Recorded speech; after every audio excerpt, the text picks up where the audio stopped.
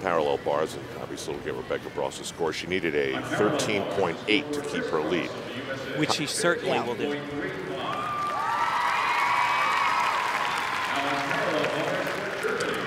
And Chris Brooks got a 15.35. Nice score on the parallel bars.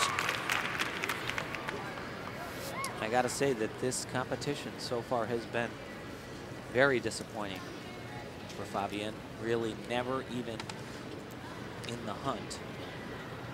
Has done easier gymnastics than he's capable of. And oof. Struggle right off the top. And yes, he is not the same gymnast that we have seen.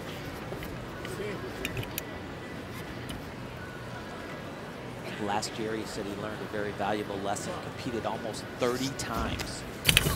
And he's cut that competition schedule right in half this year. He said it was exhausting. In fact, he will not compete in his own homeland's event called the Cockfist Cup. He said it doesn't work for me. And this routine has just all kinds of little deductions. It's called being 10th to death.